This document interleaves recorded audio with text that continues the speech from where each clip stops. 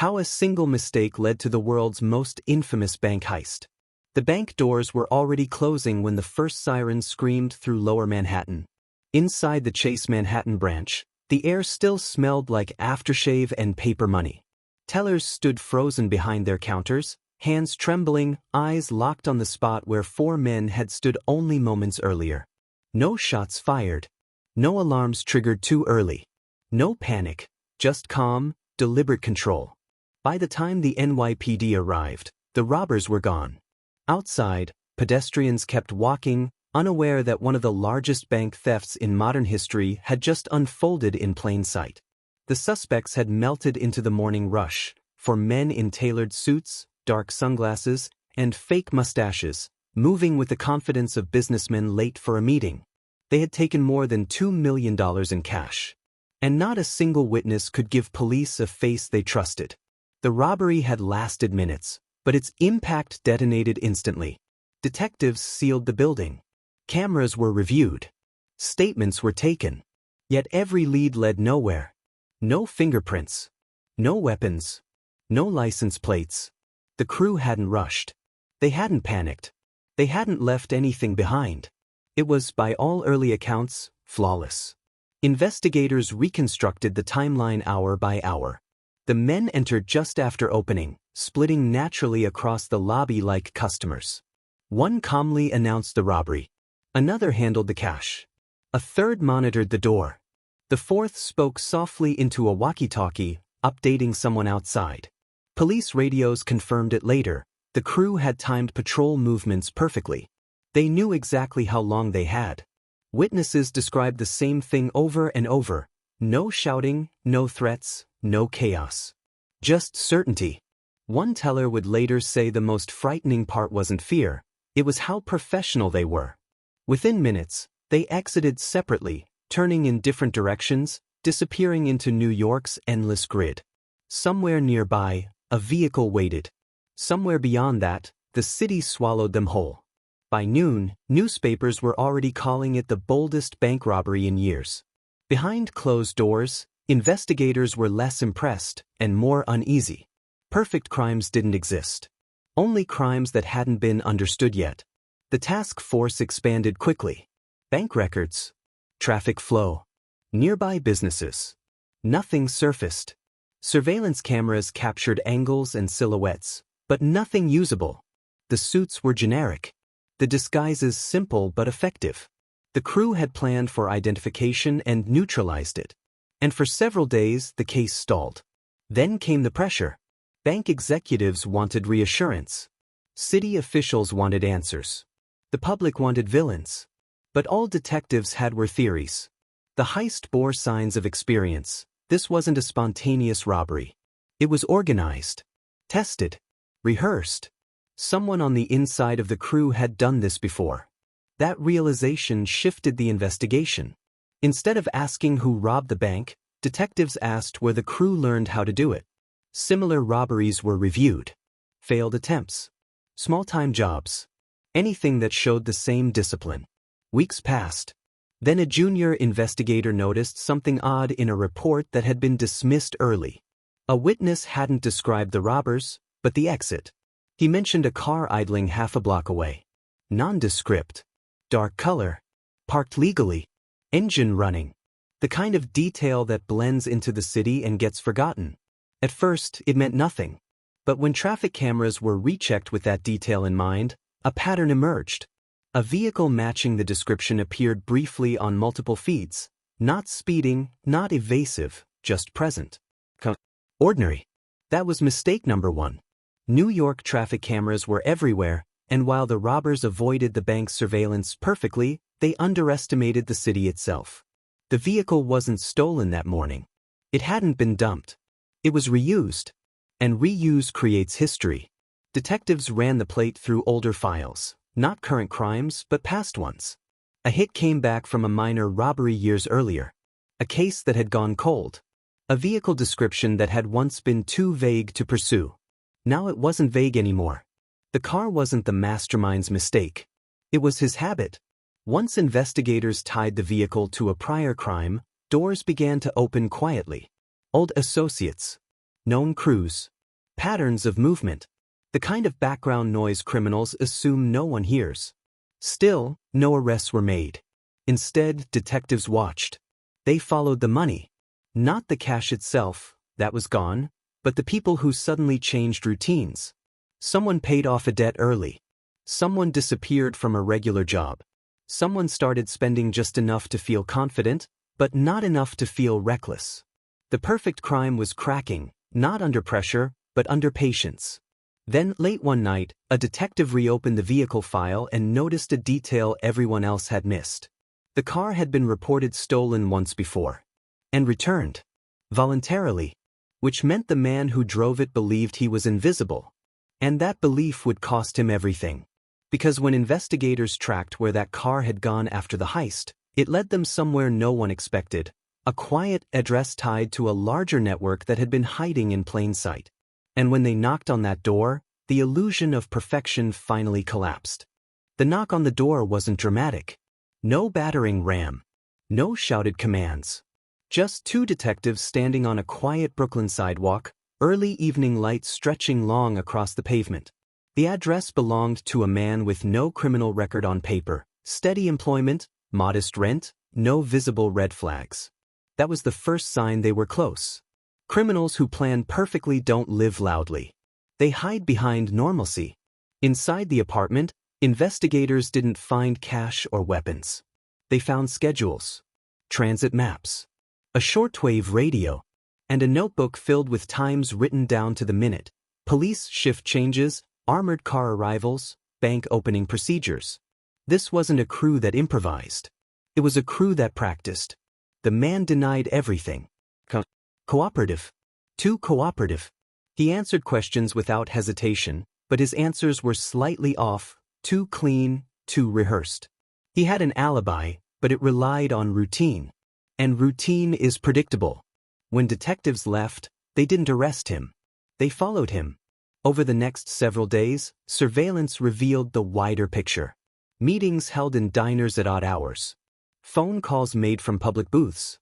Conversations that never lasted long enough to be recorded but happened often enough to matter.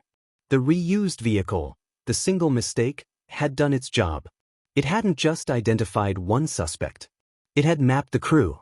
Each man played a role. One planned logistics. One handled money. One specialized in exits.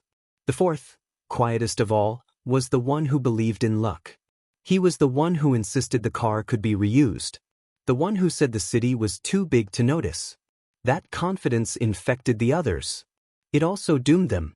Detectives reconstructed the heist backward, identifying rehearsal locations and dry runs. A coffee shop near the bank where the crew sat for weeks pretending to read newspapers. A subway platform where they practiced splitting up without acknowledgement. A parking lot where they timed the walk to the getaway car down to seconds. The professionalism that made the robbery possible now made it traceable. And still, no arrests. The department wanted airtight cases. No rushed charges. No spectacle. The goal wasn't headlines, it was dismantling the network. Then the money surfaced. Not in bulk. Not carelessly. But through small movements that left a pattern only accountants notice. A loan paid off in cash. A sudden investment. A relative's debt erased overnight. The amounts were small enough to avoid attention, but together they formed a trail. Investigators followed it quietly, subpoena by subpoena. The crew sensed pressure but misunderstood it. They thought someone had talked. They suspected betrayal. Meetings grew tense. Arguments flared. One man stopped showing up. That was the second mistake. Disappearing draws attention. Always has. When police found him weeks later, he wasn't hiding. He was working a new job under a different name. The disguise was thin. The confidence gone. When questioned, he cracked, not because of threats, but because the story he'd been telling himself no longer worked. He hadn't planned to be the fall guy. None of them had. His confession wasn't dramatic. It was resigned. He admitted the heist. He named the roles. He pointed to the car. He explained the planning. And then he said something that stuck with every detective in the room. "We didn't mess up the robbery," he said. "We messed up after." That was the truth. The crime itself had been executed with precision. The failure came from habit, reusing tools, trusting patterns, believing that what worked once would work forever. Arrests followed quietly. No shootouts. No chases. Just warrants served at dawn and men taken in without resistance. The press learned about it later, once the cases were sealed and the money mostly recovered. Headlines called it brilliant.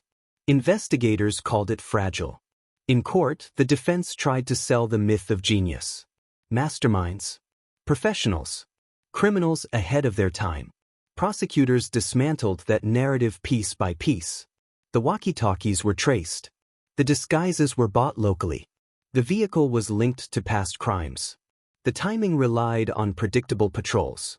Nothing supernatural. Nothing legendary. Just planning and one mistake. When sentencing came down, the judge said something that never made the papers. Perfection doesn't fail loudly, he said. It fails quietly, one habit at a time. The Chase Manhattan Bank Heist entered history as one of the most daring robberies ever committed. But for the men who pulled it off, the lesson was brutal and simple. They weren't caught because they were reckless. They were caught because they believed they were done. And as investigators closed the file, one final detail lingered, an unanswered question buried in the evidence. If one small mistake unraveled everything, how many others had gotten away simply because they hadn't made it yet? The files were closed, the sentences handed down, and the city moved on. On paper, the Chase Manhattan Bank heist ended cleanly. For men caught. Money largely recovered. No blood spilled. A rare crime story with a neat conclusion. The kind prosecutors like. The kind newspapers summarize in a single paragraph once the spectacle fades. But for the investigators who lived inside the case, the ending never felt complete. Because the truth wasn't that the heist failed.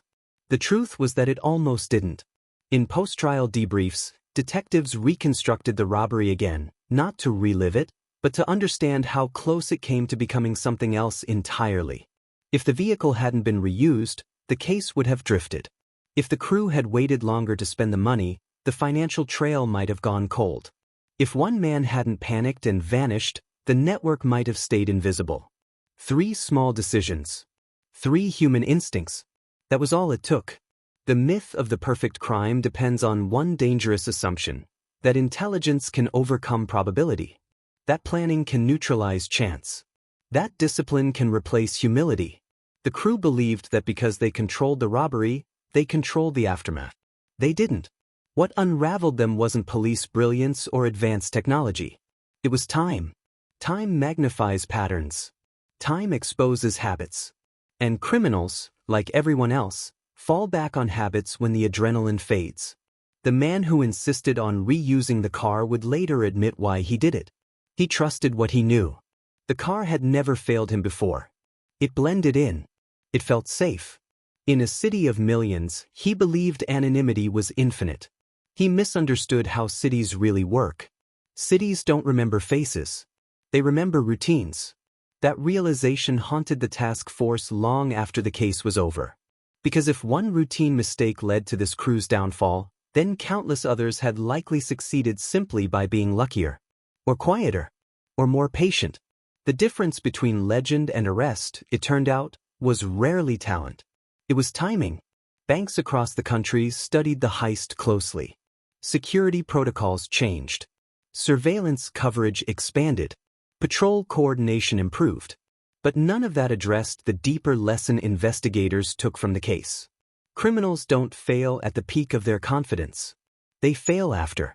The heist itself was flawless because fear sharpened every decision. The days that followed were dangerous because confidence dulled them. Once the money was secured, the urgency disappeared. The crew stopped acting like fugitives and started acting like men who believed they had already won. That belief is fatal. One detective summarized it years later during a lecture to recruits.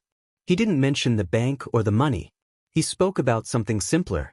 Crimes don't collapse under pressure, he said. They collapse under comfort. The Chase Manhattan heist became famous not because it was violent or chaotic, but because it exposed how thin the margin really is. How close a crime can come to rewriting history, and how easily it can fall back into a case file. In prison interviews, the men reflected on the same moment again and again.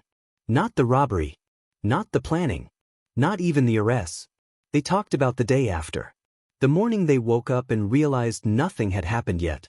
No sirens. No headlines. No knocks at the door. That silence convinced them they were untouchable. Silence, they learned too late, is not safety. It's delay. The final irony of the case is this: had the crew been less disciplined, they might have escaped. A reckless joyride. A flashy purchase. A loud celebration would have drawn immediate attention, forcing investigators to rush and possibly make mistakes. Instead, the crew was patient. And patience gave detectives time. As the case faded into history, one question continued to trouble those who knew the details. How many crimes were only remembered as perfect because no one ever found the mistake? The answer isn't written in court transcripts or newspaper archives. It lives in the absence of files. In the robberies no one solved. In the men who stopped before habit caught up with them. In the single errors that were never noticed. The Chase Manhattan Bank Heist wasn't the story of criminal genius. It was the story of human fallibility. A reminder that no plan survives contact with time, and no criminal outruns their own patterns forever. And if this story stayed with you, it's because the most dangerous part wasn't the robbery, it was how close it came to succeeding. Before this story disappears into the city like the men who pulled it off, hit subscribe, leave a like, and comment below.